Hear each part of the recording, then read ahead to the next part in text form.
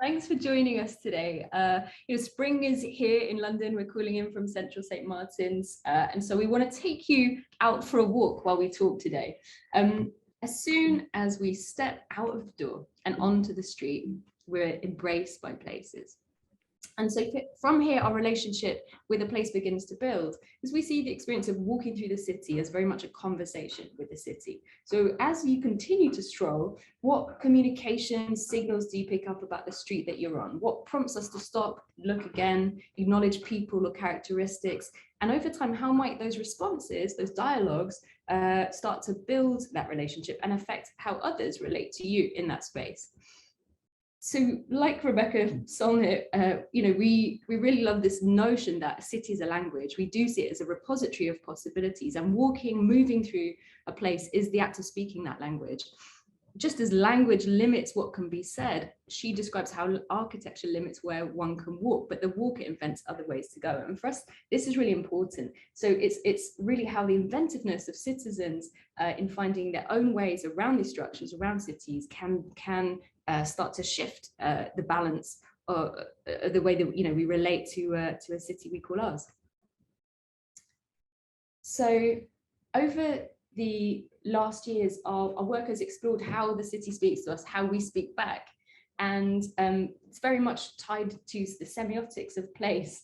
And Roland Barthes talks about this, that the city speaks to its inhabitants. We speak back simply by living in it, wandering it. It's the experience. So when we think of language, it's not just in a verbal sense. It's very much sensory approach, and how that lived experience helps to create a bond or connection. But what's important for us is how we can take that out of the purely metaphorical stage and turn that dialogue into action. And Marcus is going to talk about that today. Thanks, Rosanna. So why is this topic important now? You might have lots of ideas in your heads already. We want to flag a few things. Over the past few years, we've all seen and heard some dramatic changes in the way we sense and converse with cities and the places where we live. Yet, in and amid all those changes, whose voices remain or continue to be muffled or masked, or are we missing out? If we're talking about conversations, if we're talking about language, we need to think about voices too.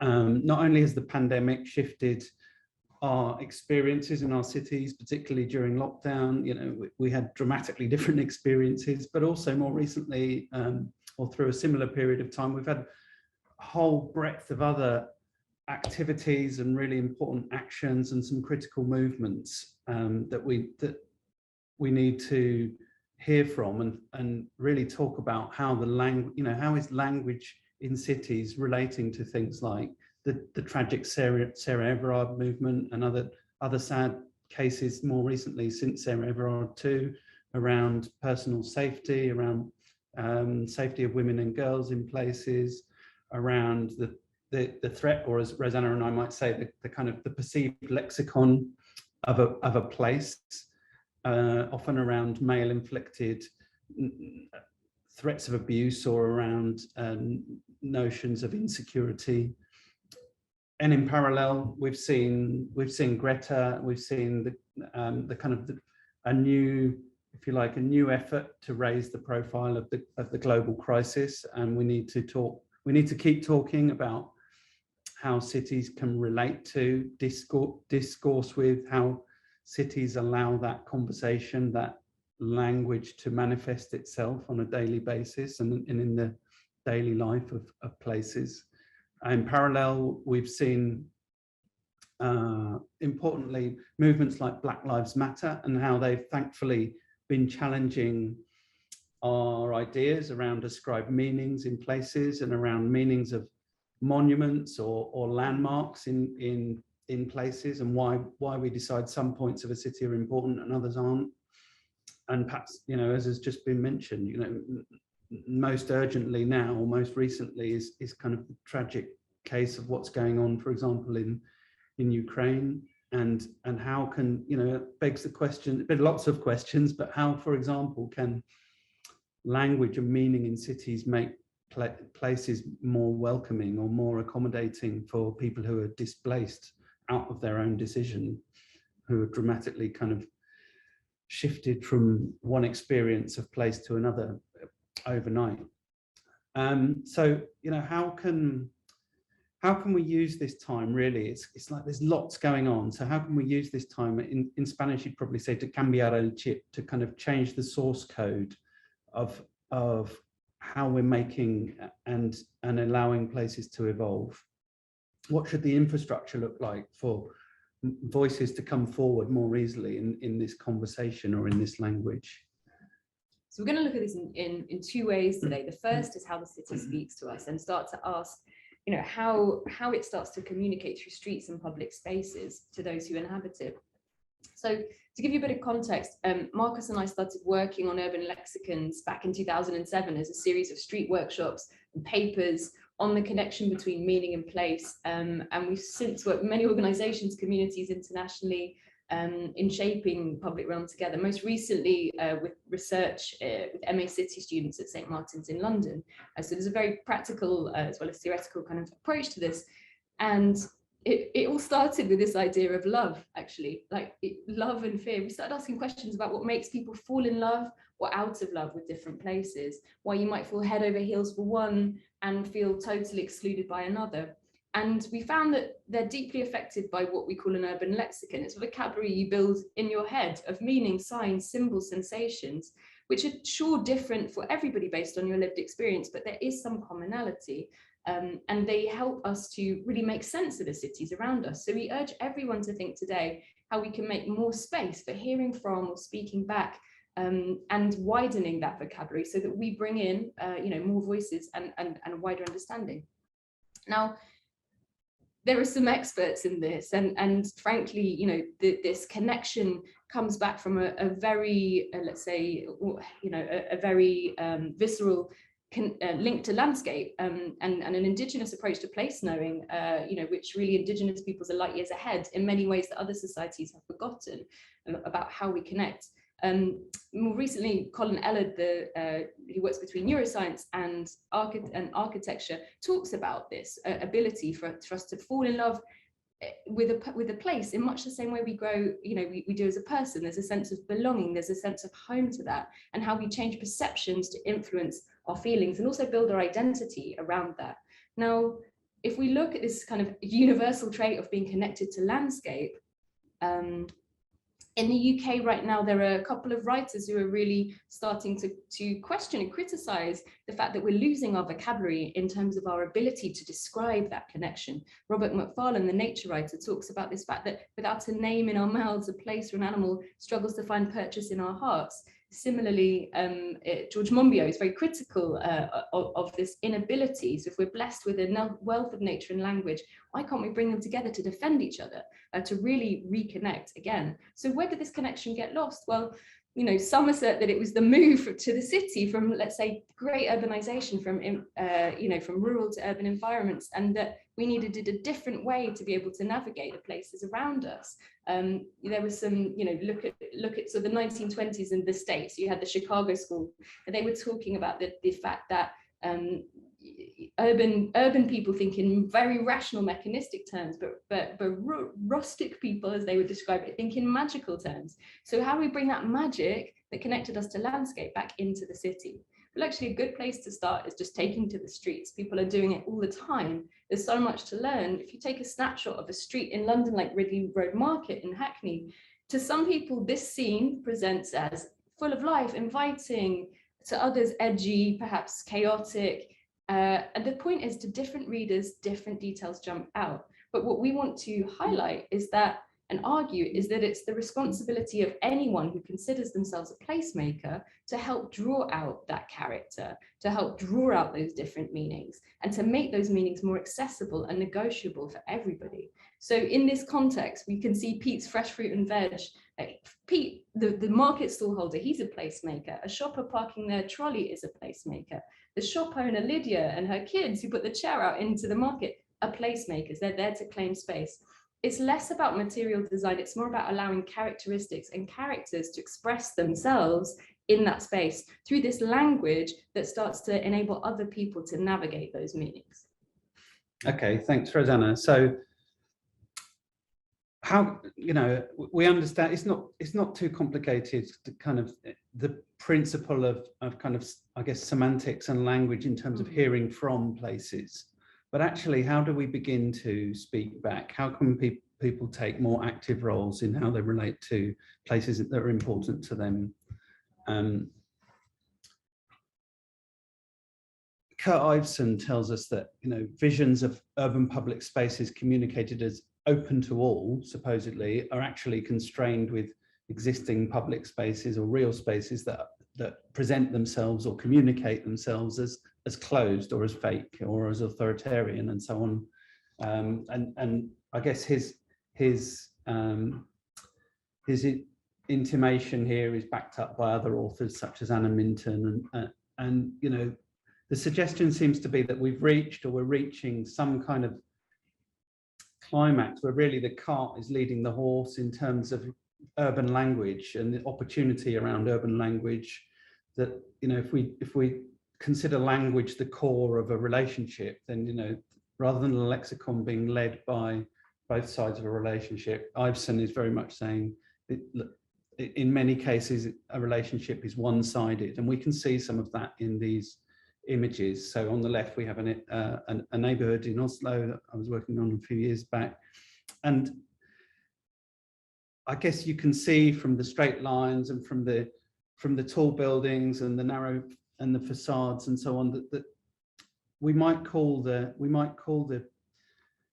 opportunity or the invite to a conversation in that place or with that place. It's a passive opportunity. There's not much active role in that place, whereas in the middle, the central image, which is from a project in Portsmouth, you know, we can see, yeah, that there are some active voices, but actually those active voices or those active roles are really take hold once you're in a vehicle. If you're not in a vehicle, then you're very much being told what to do by the environment. And if you are in a vehicle, you can park, you can stop, you can drive, you can make a noise. You can affect other people's experience of the environment in a way that you definitely can't do if you're a pedestrian. On the right-hand side, from a Gracia neighborhood in Barcelona, we can see not just people around the table, but actually if we look a bit more carefully, we can see details like some greenery, some handmade decorations. We can see unfixed seating. We almost get, it's almost like, just looking at the image, it almost feels inviting to go and sit down and kind of join in the conversation with them, because there are so many aspects to that scene that present itself as kind of an active invite to engage or to take excuse me. We almost see it as the difference between a monologue to a dialogue, really. Yeah. And so you're starting a dialogue with somebody. Okay. So Pablo, Sendra and Richard Sennett, they tell us that, you know, in forming or reforming the fabric of a city, you very much have to think about where the DNA of a place is going to come from. And yet, you know, so we talk a lot about distinctiveness and identity of places, but in the UK, you know, arguably we've been trying to move away from a notion of high street PLC, as we might call it. But on the other hand, are we really managing to find ways to allow kind of urban languages of local people to manifest themselves in how places evolve, or you know, for all that supposedly collaborative efforts are increasing, are things really becoming embedded and kind of live? Are those conversations and languages becoming the live part of the places that we're looking to like evolve or change or improve? I'm not sure. You know, we all know that distinctiveness isn't just about the shape of a place, it's very much who's there. But, you know, what does it take for enough voices to actually be reflected in ongoing processes of city making and city conversations, or, you know, those relationships or those connections? If we take a look back again to the kind of the BLM movement, I think I've been really amazed how recent kind of Black Lives Matter and other related movements have been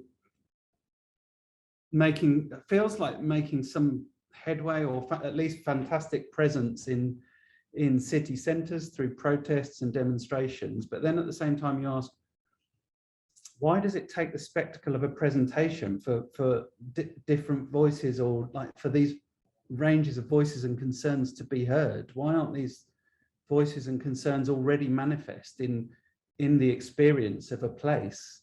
You know, are we really reaching a stage now where new voices are being represented in everyday forms and functions of a city or town?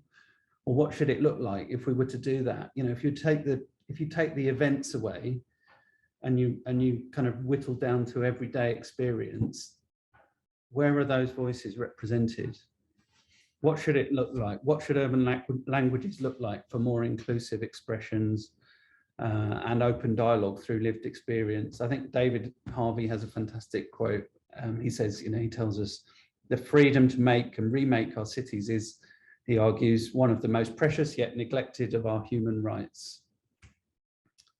There's one example I'll share with you just from the Her Barking project in Barking in London, just put together between a range of different creatives, and it was a project led by women and girls, and looking at how they could, what would make them feel safer about certain places near to where they lived. And the question was this: if you had to throw a party for your friend's birthday in this space and you only had £50, what would you do? They were exploring, you know, how do you flip the communication, the language of the space on very low budgets from depression or, you know, intimidation through to celebration, and really bringing their own voices and considering those voices of other people around them. But, you know, I guess critique might be, oh no, that's just tactical urbanism. But, you know, how do we move beyond tactical urbanism? How do we talk about infrastructure for healthier relationships with places and with people around us in places? Can we look at something that's more integral to the processes for permitting people to bring their voice back to places? What should better dialogues look like? When Rosanna and I were writing a chapter for this book, the Routledge Handbook of Placemaking, it was the middle of lockdown, middle of the pandemic, and we had a chance to speak to a range of different people who gave us their opinions on what they thought should happen. And you know, unsurprisingly, they were reflective on the moment or the moments of the various pandemic lockdowns and the ups and downs of that time. And one thing that kept coming back was how impressed people were with the kind of the refocus on local editing, if you like, editing of places, editing of relationships and language in place. Language in its widest sense, you know, from people using music from their front doorsteps to reusing vehicle space for drawing, to as soon as the lockdown was lifted, to allowing events to happen again. But that kind of allowing artists finding new ways, because they haven't got a gallery, you know, can they bring their own language to their local neighborhood? And other practitioners we were speaking with, very much kind of, how many people did we spoke to? Six or eight practitioners in some depth, and interviewed some people, and we picked up on and we learned these themes of trust and reciprocity and agency and confidence and soul and love as, you know, as a relationship with any person. But you can't have language without a relationship. You can't have a relationship with language. So I guess our questions are around kind of how do we establish those tenets to build better relationships. I'll hand back to Rosanna. We were joking today, it's a little bit like marriage counselling for places, but in essence it's like that's what we need for the long term. So now we're at a really opportune sort of moment in cities, where we are seeing, you know, calls for new invites for more voices. If you think about it, in any relationship, they can reach boiling point, and that's what's happened in a number of cities around the world. The toppling of the Colston statue in Bristol was just one of many moments we're seeing where people are literally demanding to change the urban language. and the relationships we have with places. And we believe that movements in some ways can be more powerful than architecture. They're the first signs of triumph in changing this conversation. I remember working in St. Louis in Missouri, and our client at Great Rivers Greenway, who were building big greenways around the city, said just that: we want to build a movement, not just a place. And I think that's really telling. So just to wrap up, back to Sandra and Senate, they talk about this idea of order and disorder. And so in some ways, these disruptions, these movements put disorder into a city in a big way, but they're momentary. So the question is, how can architects and planners actually manage to design disorder? How do they enable us to do so? You know, like if we think about this in a linguistic sense, this is where we get accent, right? Which adds character. It's where we think about dialect. It's where we think about pidgin, patois. All of these creative approaches to working with language is what keeps a language alive. And in a similar way, if we impose too much order in the planning of cities, we kill them, right? They don't have the ability to live. And so we want to make that call again. And so we have 3 questions for you, because we see this project very much as a call and response. The first is, how might we embrace languages in their fullest sense and meaning to hear and speak back in more conversational ways with cities and neighborhoods through design? What languages do you bring to the city as citizens, as practitioners, to read it, that could help write its future? And what do you think an infrastructure that supports multiple diverse place-based languages could look like? And we'd love to continue the conversation. We'll have the opportunity a little bit today, but do share ideas and opportunities and find out more right here. Thank you very much. Thank you.